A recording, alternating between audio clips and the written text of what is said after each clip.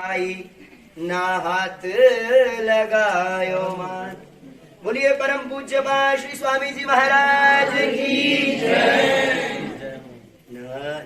नारायण धीरे धीरे मधुरता से श्रीमन नारायण नारायण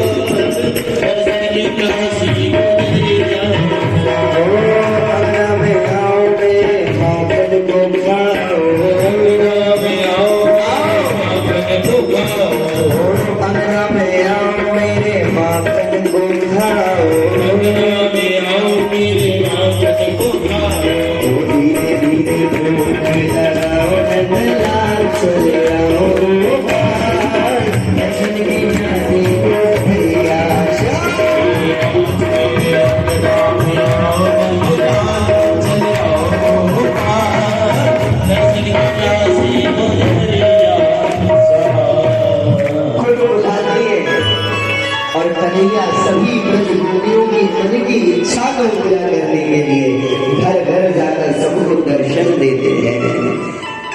यही तो कृपालु कृष्ण है। आप बुलाकर तो देखिए, परमात्मा के आता नहीं है। मैंने कल भी आपसे निवेदन किया, अगर आप ये सोचो कि परमात्मा सतयुग में आता था, त्रेता में आता था, कलयुग में नहीं आ सकता, क्यों? कलयुग बहुत बुरा है जी। अगर कलयुग इतना ही बुरा होता तो गोस्वामी तुलसीदास जी रामायण में नहीं लिखते। कलयुग के भले नाम आधारा, कलयुग के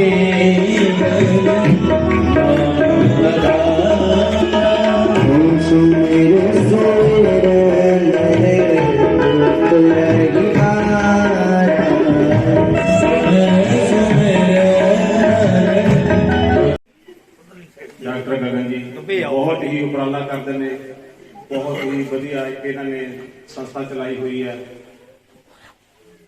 कृपा को के सेवा करते हैं।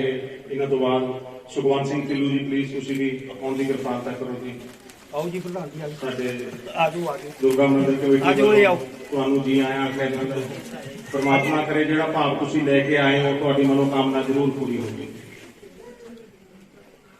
मुकेश जी, अजय देवेश्वर जी, जुनू जी, साडे अंकल ज्ञानचंद जी, मनी जी, विक्की वडेरा जी, साडे सारिਆਂ ਵੱਲੋਂ ਤੁਹਾਡਾ बहुत बहुत निघा स्वागत किया जाता जी। इत्थे पहुंचण ते 2 मिनट ਲਈ साडे डॉक्टर गगन जी। बोल सच्चिदानंद महाराज जी की ओम नमो भगवते वासुदेवाय। जय श्री कृष्ण। जितने भी भगवान के रूप के अंदर कहते हैं कि नर में हर है, हर में हर, जितनी भी संगत यहाँ पे विराजमान है, आप सभी उसी भगवान के रूप सक्षम मेरे लिए हैं। आप सभी को चरण स्पर्श, प्रभु भी आपको भी मैं चरण स्पर्श करता हूँ। मैं मेरे परम मित्र विक्की वडेरा जी को इस बात के लिए धन्यवाद करता हूँ कि इन्होंने मुझे यहाँ आने का जो अवसर दिया। ये अवसर का कोई मूल्य नहीं है। हम लोग हर रोज सुबह भगवान को जब शुक्राना करके पहला अन्न का दाना मुंह में डालते हैं तो उस प्रभु को स्मरण करते हैं और उसका शुक्र करते हैं कि आपने हमें आज का एक नया दिन दिया। तो आज जो इन्होंने यहाँ पे आने का जो अवसर दिया और प्रभु के जो गुणगान सुनने का जो अवसर दिया, इसके लिए इनका भी बहुत बहुत शुक्रगुजार हूँ। और सच्चिदानंद महाराज जी का जो आज दर्शन हुए, ये मैं सोचता हूँ कि ये मेरे धन्य भाग हैं जो मेरी किस्मत मुझे यहाँ लेके आई, जो इनके दर्शन मुझे हुए। व्यास जी की गद्दी पर विराजमान मेरे जो बैठे हैं प्रभु जी, जो कृष्ण जी और भगवान श्री कृष्ण जी के जो गुणगान उन्होंने हम सबको सुनाए, वो बात सुनते हुए मुझे एक छोटी सी बात याद आई। आज से कई साल पहले मैंने किसी के प्रवचन सुने थे, तो वो कह रहे थे कि एक बार एक ऐसे ही काफी लोग बैठे थे जहाँ पे प्रभु की लीला के बारे में चर्चा हो रही थी। तो वहां पे कई बार आज के दिन समय में बहुत से लोग ऐसे भी मिलेंगे जो कुछ बातें सुन के और बहुत से अपने मन में सवाल लेके प्रभु की चर्चा के ऊपर और बहुत तरह के सवाल करने की कोशिश करते हैं। तो वहां पे एक व्यक्ति ने, जो महाराज लोगों के बीच में बैठ के प्रभु लीला की बात कर रहे थे, उनको सवाल पूछा कि महाराज मैं आपको एक सवाल पूछना चाहता हूं, आप जिस प्रभु के बारे में लोगों को बता रहे हैं वो कहां पे है, कैसा दिखता है, मुझे दिखाइए आपका प्रभु कहां पे है। आप जिस प्रभु के बारे में मुझे बता रहे हैं मैं भी देखना चाहता हूं, या तो मुझे दिखाइए, और अगर नहीं दिखा सकते तो इस बात के लिए माफी मांगिए कि आप ऐसे ही खामखा गलत बात कर रहे हैं, ऐसा कोई प्रभु है ही नहीं। तो वो बड़े विचलित हुए कि कैसे इसको जवाब दिया जाए, क्योंकि जब किसी के व्यक्ति के मन में जरूरत से ज्यादा तर्क भाव से सवाल करने के यत्न करता है तो वो उस विश्वास से बाहर आ जाता है।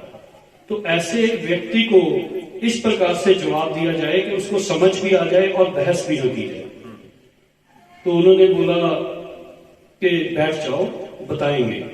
उसने बोला नहीं बैठूंगा, जितने लोग बैठे हैं इनके सामने ही बताना पड़ेगा, नहीं तो हार माननी पड़ेगा। तो ऐसे ही करते वाद विवाद में वो थोड़ा गुस्से में भर गया।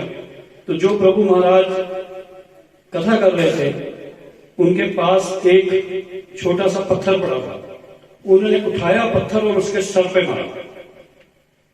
अब जो व्यक्ति पहले ही तर्क कर रहा था, जैसे ही उसके सर के ऊपर पत्थर लगा, चोट लगी, उसने भड़क के गुस्से में ना आओ देखा ना ताओ देखा, और जो महाराज कथा कर रहे थे उनको पकड़ के 2-3 उनके जड़ गए। अब जैसे ही उनके जड़े हो, उन्होंने लोगों ने हटाया कि क्यों मार रहे हो। कहता महाराज मैंने आपसे मुंह से एक सवाल पूछा, आपके पास अगर जवाब ही नहीं है कि कौन सा प्रभु, कैसा प्रभु, कहां पे प्रभु, तो मारने की क्या जरूरत है, वैसे ही हार मान रहे थे।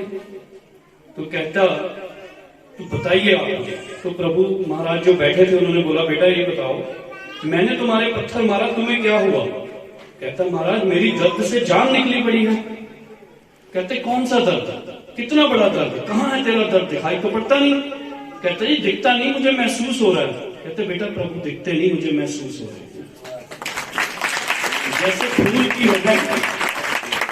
जैसे फूल की महक को हम महसूस करते हैं, वैसे ही प्रभु अपना आसपास होने का आपको महसूस करवाते हैं कि मैं हूं।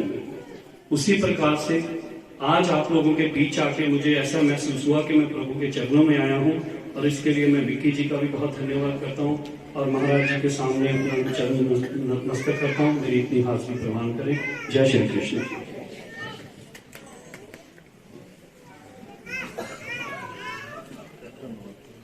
सुखवान सिंह फिल्लू जी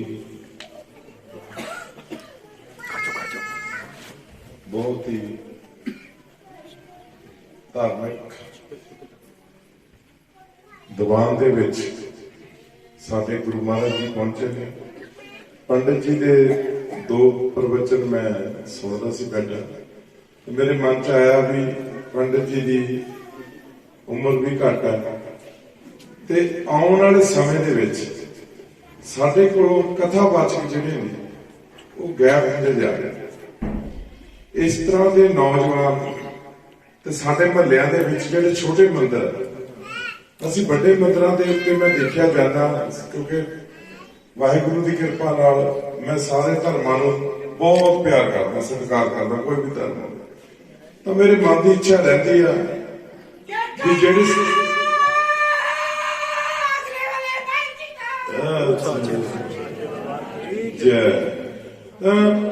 ਮੇਰੇ ਮਨ ਦੀ ਇੱਛਾ ਹਰ ਟਾਈਮ ਰਹਿੰਦੀ ਹੈ ਕਿ ਜਿਹੜੀਆਂ ਸਾਡੀਆਂ ਆਉਣ ਵਾਲੀਆਂ ਨਸਲਾਂ ਨੇ, ਸਾਡੀਆਂ ਆਉਣ ਵਾਲੀਆਂ ਪੀੜ੍ਹੀਆਂ ਨੇ, ਇਹ ਸਾਰੀਆਂ ਮੋਬਾਈਲ ਤੇ ਚਲੇ ਗਏ, ਸਕੂਲ ਬੰਦ ਹੋ ਗਏ, ਛੁੱਟੀਆਂ ਹੈਗੀਆਂ, ਕਿਉਂਕਿ ਜਿਹੜੇ ਪੋਲੀਟੀਕਲ ਬੰਦੇ ਹੁੰਦੇ ਨੇ ਉਹ ਅਖਬਾਰ ਪੜ੍ਹ ਕੇ ਜਾਂ ਟੈਲੀਵਿਜ਼ਨ ਦੇਖ ਕੇ ਖਬਰਾਂ ਸੁਣਦੇ ਨੇ ਤੇ ਅੱਗੇ ਸੁਣਾਉਂਦੇ ਨੇ। ਅਸੀਂ ਲੋਕਾਂ 'ਚ ਵਿਚਰਦੇ ਆ, ਮੇਰੇ ਖੁਦ ਪੋਤੇ ਆ, ਮੈਨੂੰ ਪਤਾ ਕਿ ਸਾਰਾ ਦਿਨ ਉਹ ਮੋਬਾਈਲ ਮੇਰਾ, ਉਹ ਮੈਨੂੰ ਨਹੀਂ ਪਿਆਰ ਕਰਦੇ, ਜਾਣ ਸਾਰ ਮੈਨੂੰ ਚੁੱਪੜ ਜਾਂਦੇ ਆ, ਦਾਦੂ ਆ ਗਿਆ ਦਾਦੂ ਆ ਗਿਆ, ਮੋਬਾਈਲ ਕੱਢਣ ਦਾ ਮਾਰਾ ਮੈਨੂੰ ਪਿਆਰ ਕਰੀ ਜਾਂਦੇ। ਤੇ ਉਹ ਇਦਾਂ ਦਾ ਹਾਲਾਤ ਹੋਏ ਪਏ ਨੇ ਕਿ ਮੈਂ ਪੰਡਿਤ ਜੀ ਨੂੰ ਬੇਨਤੀ ਕਰੂੰਗਾ, ਪੰਡਿਤ ਜੀ ਜਦੋਂ ਤੁਸੀਂ ਫ੍ਰੀ ਹੁੰਦੇ ਹੋ ਤੁਸੀਂ ਕਿਸੇ ਮਹੱਲੇ 'ਚ ਚਲੇ ਜਾਇਆ ਕਰੋ, ਕਿਸੇ ਦੇ ਘਰ ਚਲੇ ਜਾਇਆ ਕਰੋ, 10 ਬੱਚੇ 15 ਬੱਚੇ ਤਿਆਰ ਕਰੋ, ਕਿਉਂਕਿ ਸਾਡੇ ਕਥਾਵਾਚਕ ਗੀਤਾ ਗੁਰੂ ਗ੍ਰੰਥ ਸਾਹਿਬ ਸਾਡੀ ਜਿਹੜੀ ਆਉਣ ਵਾਲੀਆਂ ਨਸਲਾਂ ਗੈਪ ਹੁੰਦੀਆਂ ਜਾਂਦੀਆਂ।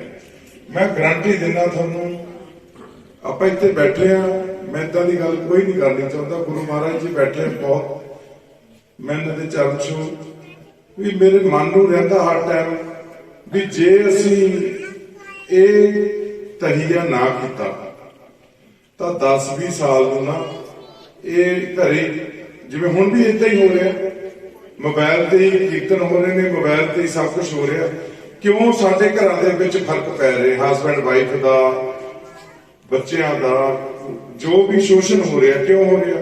ਉਹ ਇਸ ਕਰਕੇ ਹੋ ਰਿਹਾ, ਅੱਗੇ ਮਾਵਾਂ ਜਦੋਂ ਲੰਗਰ ਪ੍ਰਸ਼ਾਦਾ ਬਣਾਉਂਦੀਆਂ ਸੀਗੀਆਂ ਤਾਂ ਰਸੋਈ ਦੇ ਵਿੱਚ ਉਹਨਾਂ ਨੇ ਗੁਣਗੁਣ ਰਾਧੇ ਰਾਧੇ ਵਾਹਿਗੁਰੂ ਵਾਹਿਗੁਰੂ ਰਾਮ ਰਾਮ ਕਰਦੀਆਂ ਰਹਿੰਦੀਆਂ ਸੀ ਤੇ ਸਾਰੇ ਟੱਬਰ 'ਚ ਸ਼ਾਂਤੀ ਰਹਿੰਦੀ ਸੀ। ਹੁਣ ਮੋਬਾਈਲ ਕੋਲੇ ਹੁੰਦਾ, ਉਹ ਗੁਆਂਢਣ ਨੂੰ ਮਿਲਾ ਕੇ ਪੁੱਛੀ ਜਾਂਦੇ ਤੂੰ ਮੂੰਗੀ ਧਰੀ ਆ, ਮੈਂ ਸਾਗ ਧਰਿਆ, ਤੂੰ ਮੱਕੀ ਦੀ ਰੋਟੀ ਆ, ਤੂੰ ਹੁਣ ਤਾਂ ਉਹ ਵੀ ਛੱਡਤਾ ਇਹਨਾਂ ਨੇ ਖੜਾ। ਦੇਖੋ ਇਹ ਕਲਚਰ ਪਿੰਡਾਂ 'ਚ ਵੀ ਚਲੇ ਗਏ, ਹੁਣ ਇਹ ਵੀ ਹੁਣ ਏਦਾਂ ਦੇ ਹੁਣ ਸੂਟ, ਬਿਊਟੀ ਪਾਰਲਰ, ਫਲਾਣੀ ਬੁਟੀਕ, ਫਲਾਣਾ, ਕਿਉਂਕਿ ਸਾਡੇ ਘਰ 'ਚ ਵੀ ਇਹੀ ਹਾਲ ਆ। ਜੇ ਅਸੀਂ ਕੋਈ ਪੁੱਛਦੇ ਆ ਵੀ ਬਹੁਤ ਕੈਨੇਡਾ ਤੋਂ ਆਇਆ ਹੋਇਆ, ਮੇਰੀ 2 ਮਿੰਟ ਗੱਲ ਸੁਣ ਲਓ, ਮੈਂ ਲੇਟ ਹੁੰਦਾ, ਉਹ ਨਹੀਂ ਉਹ ਸੂਟਾਂ ਵਾਲੀ ਕੋਲ ਜਾਣਾ, ਅੱਜ 3 ਦਿਨ ਹੋ ਗਏ, ਗੋਟਾ ਲੈ ਕੇ ਦੇਣਾ, ਗੋਟਾ ਲੈ ਕੇ ਦੇਣਾ, ਪਤਾ ਕੀ ਲੈ ਕੇ ਦੇਣਾ। ਸੋ ਇਸ ਕਰਕੇ ਜਿਹੜਾ ਸਿਸਟਮ ਆ ਸਾਡਾ ਖਰਾਬ ਹੋ ਗਿਆ ਬਹੁਤ ਜ਼ਿਆਦਾ। ਪੰਡਿਤ ਜੀ ਮੈਂ ਟਾਈਮ ਜ਼ਿਆਦਾ ਲੈ ਲਿਆ, ਪਰ ਮੇਰੀ ਬੇਨਤੀ ਹੈ ਵੀ ਤੁਸੀਂ ਸਾਡਾ ਜਿੱਥੇ ਵੀ ਸਹਿਯੋਗ ਦੀ ਲੋੜ ਅਸੀਂ ਤਿਆਰ ਆ। ਤੁਸੀਂ ਕਿਉਂਕਿ ਜੇ ਆਪਾਂ ਨਹੀਂ ਤਿਆਰ ਕਰਾਂਗੇ ਨਾ, ਕਿਸੇ ਨੂੰ ਵੀ ਨਹੀਂ ਤਿਆਰ, ਕਿਉਂਕਿ ਜਿਹੜੇ ਬੈਠੇ ਸਾਡੇ ਇਸ ਸੰਸਥਾ ਦੇ ਸਾਰੇ ਮੁਖੀ ਬੈਠੇ, ਇਹ ਸਾਰੇ ਆਪਣੇ ਕਾਰੋਬਾਰਾਂ 'ਚ ਬਿਜ਼ਨਸ 'ਚ ਬਿਜੀ ਨੇ, ਕਿਉਂਕਿ ਘਰ ਚਲਾਉਣਾ ਹਾਲਾਤ ਬਹੁਤ ਮਾੜੇ ਆ, ਘਰਾਂ ਦੇ ਕਾਰੋਬਾਰ ਹੈ ਨਹੀਂ ਕੋਈ, ਸਭ ਠੱਪ ਹੋਏ ਪਏ। ਜਿਹੜੇ ਬੱਚੇ ਘਰੇ ਨੇ ਤੁਸੀਂ ਇਹਨਾਂ ਨੂੰ, ਸਾਡੀਆਂ ਮਾਵਾਂ ਨੂੰ, ਜਿਹੜੀਆਂ ਦਾਦੀਆਂ ਨੇ, ਇਹਨਾਂ ਨੂੰ ਨਾਲ ਬਿਠਾ ਕੇ ਤੁਸੀਂ ਇਹ ਸ਼ੁਰੂ ਕਰੋ। ਜਦੋਂ ਵੀ ਤੁਹਾਡੇ ਕੋਲ ਟਾਈਮ ਲੱਗਦਾ, ਇਹ ਨਹੀਂ ਹੈਗਾ ਵੀ ਪ੍ਰੋਗਰਾਮ ਰੱਖਾਂਗੇ 4, 5, 6 ਤਰੀਕ ਦਾ ਪ੍ਰੋਗਰਾਮ ਆ ਤੇ ਫਿਰ ਆਪਾਂ ਕਰਾਂਗੇ। ਜਦੋਂ ਤੁਹਾਡੇ ਕੋਲ ਟਾਈਮ ਆ ਫੋਨ ਕਰੋ, 10 ਬੱਚੇ ਤਿਆਰ ਕਰੋ, ਹਰ ਮਹੱਲੇ ਹਰ ਗਲੀ 'ਚ ਤੁਰ ਪਓ ਤੁਸੀਂ। ਮੈਂ ਗਾਰੰਟੀ ਦਿੰਦਾ ਵੀ ਬਹੁਤ ਛੇਤੀ ਆਪਾਂ